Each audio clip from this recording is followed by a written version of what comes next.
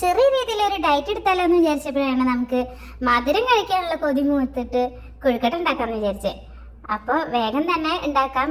അതിനിടയിൽ തന്നെ അതൊരു വീഡിയോ ആക്കിയാലോ. അപ്പോൾ വീഡിയോയും കൂടി എടുത്തു. അപ്പോൾ എന്ത് ചെയ്തു, കുറച്ച് റാഗിയുടെ കൊഴുക്കട്ടയും കുറച്ച് അരിപ്പൊടി കൊണ്ട് ഉണ്ടാക്കാമെന്ന് വെച്ചു. അങ്ങനെ ഉപ്പൊക്കെ ഇട്ട് തിളച്ച വെള്ളം ഒഴിച്ചിട്ട് നമുക്കിത് കുഴച്ച് വെക്കാം. അപ്പോൾ ഞാൻ ഇതിൽ മധുരത്തിനായിട്ട് ഉപയോഗിക്കുന്നത് കോക്കനട്ട് ഷുഗർ ആണ് കേട്ടോ. അപ്പോൾ നമുക്ക് പഞ്ചസാരേനെയും ശർക്കരേനേക്കാളും കുറച്ചും കൂടി ബെറ്റർ ആണെന്ന് വിചാരിക്കണു. അപ്പോൾ ഇതിനെ പറ്റിയിട്ടുള്ള അറിവ് കൂടുതലായിട്ടുള്ളവരൊക്കെ ഒന്ന് കമൻറ്റ് ചെയ്യാം കേട്ടോ. എനിക്ക് കാര്യമായിട്ട് അറിയില്ല, പക്ഷെ ഇത് നല്ലതാണെന്നാണ് കേട്ടിട്ടുള്ളത് പഞ്ചസാരനെ അപേക്ഷിച്ചിട്ട്, ശർക്കരയും പഞ്ചസാരേനെയും. അപ്പോൾ നമുക്ക് ഇതൊരു 2-3 ടീസ്പൂൺ കോക്കനട്ട് ഷുഗർ ഇട്ടിട്ട് കുറച്ച് വെള്ളം, ഒരു 2 ടേബിൾ സ്പൂണോളം വെള്ളം കൂടി ഒഴിച്ചിട്ട് നന്നായിട്ടൊന്ന് ഉരുക്കിയെടുക്കണേ. അപ്പോൾ നമുക്ക് അപ്പുറത്ത് മറ്റൊരു ഫില്ലിങ് കൂടി ഉണ്ടാക്കാം.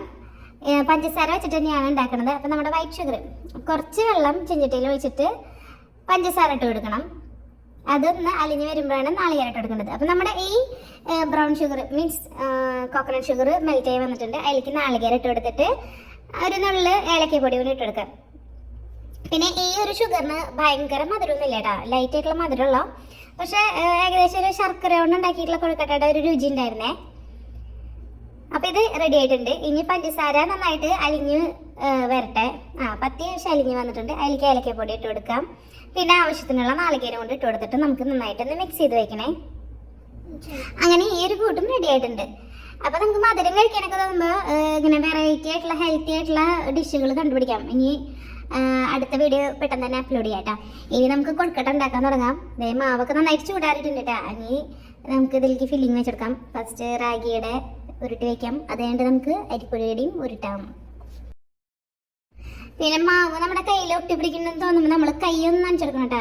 ഓരോ ഉരുളി എടുക്കുമ്പോഴും ജസ്റ്റ് ഒന്ന് വെള്ളത്തിൽ മുക്കിയിട്ട് തള്ളയിൽ വെച്ചിട്ട് ഇങ്ങനെ കുഴി ഉണ്ടാക്കുമ്പോൾ പെട്ടെന്ന് നമുക്ക് കുഴിച്ച് ഇങ്ങനെ ഇതുപോലെ ഉണ്ടാക്കാൻ പറ്റും കേട്ടോ. നല്ല കൊഴുക്കട്ടകൾ അതാ റെഡി ആയിക്കൊണ്ടിരിക്കുന്നു. റാഗിയുടെ കഴിഞ്ഞു. ഇനി നമുക്ക് അരിപ്പൊടിയുടെ ചെയ്യാം. പിന്നെ ചിലർക്ക് തോന്നാം ഡയറ്റ് എടുക്കുന്ന സമയത്ത് പഞ്ചസാരയ്ക്ക് പകരം ബ്രൗൺ ഷുഗറും ശർക്കരയും തേനൊക്കെ ഉപയോഗിച്ചിട്ടുണ്ടായിരുന്നു. പക്ഷേ ഞങ്ങൾ വീഡിയോ കണ്ടു ഒരു ഡയറ്റീഷ്യൻ്റെ. അപ്പോൾ പഞ്ചസാരയിൽ അടങ്ങിയിട്ടുള്ള എല്ലാ ഐറ്റംസും അതിലടങ്ങിയിട്ടുണ്ട്. അപ്പോൾ അതിൽ തമ്മിൽ ഭേദം ഇതായിരിക്കും. പിന്നെ വില വെച്ച് നോക്കുകയാണെങ്കിൽ കോക്കനട്ട് ഷുഗറിന് വില കൂടുതലാണ് കേട്ടോ.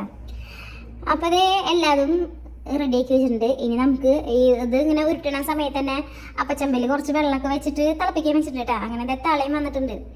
അപ്പോൾ ഇതിനിടയിൽ ഞാനൊരു സംഭവം കാണിച്ചു തരാം. ഇപ്പം നമ്മുടെ കൂട്ടിപ്പിടുത്തല്ലേ, തുണിയൊക്കെ ഇല്ലേ, ഈ പാത്രമൊക്കെ കൂട്ടിപ്പിടിക്കണം തുണി, അതിന് പകരം ജീൻസിൻ്റെ പാൻറ്റൊക്കെ ഉണ്ടാവില്ലേ പഴയത്, അത് ഇതുപോലെ കട്ട് ചെയ്ത് തിരി കട്ടിയിൽ മടക്കിയിട്ട് സൈഡ് തുന്നി വെച്ചാൽ മതി. ചൂടുള്ള മൂടിയും ഇതൊക്കെ പിടിക്കാൻ നല്ല സുഖമാണ് കേട്ടോ. ഇനി കാര്യത്തിൽ കയറാം. ഇപ്പം വെള്ളമൊക്കെ തിളച്ച് വന്നാൽ തന്നെ നമുക്ക് ഉണ്ടകളൊക്കെ അതിൽ ഇട്ട് കൊടുത്തിട്ട് നന്നായിട്ട് വേവിച്ചെടുക്കാം. ഈ ഡയറ്റ് എടുക്കണവരൊരു കഷ്ടമല്ലേ, നമുക്ക് ഇടയ്ക്കിടയ്ക്ക് മധുരം കഴിക്കാൻ തോന്നുന്നു. എന്ത് ചെയ്യണം? അപ്പം ശരിക്കും ഡയറ്റ് എടുത്ത് വണ്ണം കുറക്കുന്ന ആൾക്കാരാണ് കാണുമ്പോൾ കൊതിയാവുക, അസൂയ തോന്നുക. അവരെ പോലെയൊക്കെ ഇങ്ങനെ കഴിക്കാണ്ടിരിക്കാൻ പറ്റണ്ടേ? എന്നെ പോലെയുള്ള കുറേ ആൾക്കാരുണ്ടാവില്ലേലും.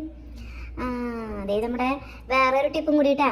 ഈ കൊഴുക്കട്ടൊക്കെ ഉണ്ടാക്കി വെച്ചിട്ടുണ്ടെങ്കിൽ നമുക്ക് ആദ്യമൊക്കെ ഞാൻ സ്പൂൺ ഉപയോഗിച്ചിട്ടാണ് എടുത്തിരുന്നത്. അപ്പോൾ ഈ സ്പൂണിൻ്റെ പക്ക് തട്ടിയിട്ട് കൊഴുക്കട്ടയ്ക്ക് ഒരു ഡാമേജ് പറ്റാറുണ്ട്. പിന്നീട് ഞാനൊരു വീഡിയോയിൽ കാണുകയാണ് സ്പാച്ചുല വെച്ചിട്ട് എടുക്കുന്നത്. അപ്പോൾ സാധാരണ തന്നെ ഇങ്ങനെ ആവിയൊക്കെ പോയി ചൂടാറിയതിന് ശേഷമാണ് പാത്രത്തിൽ നിന്ന് കൊഴുക്കട്ട എടുത്തിരുന്നത്.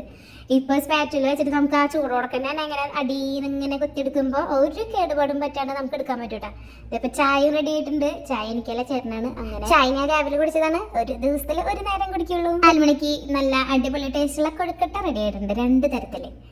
ഇതാ നമ്മുടെ അടിപൊളിയായിട്ടുള്ള ഹെൽത്തി ആയിട്ടുള്ള റാഗിയുടെ കൊഴുക്കട്ട.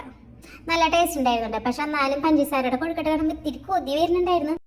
എന്ത് ചെയ്യാനും ഡയറ്റ് എടുത്ത് പോയില്ലേ. അപ്പം പിന്നെ പഞ്ചസാരനെ വേണ്ടാന്ന് വെച്ചു. പിന്നെ എൻ്റെ നെയിൽ പോളിഷ് ഇട്ട് നിങ്ങളൊക്കെ വിചാരിക്കണേ ഇത് എന്തെങ്കിലും ഒരു വൃത്തിയിലാണ് നിൽക്കണേന്നല്ലേ. പെട്ടെന്ന് വീഡിയോ എടുത്ത് പോയി കളയാൻ പറ്റിയില്ലടോ. അപ്പം ഞാൻ അടുത്ത വീഡിയോയിൽ കാണാം. Okay, bye bye.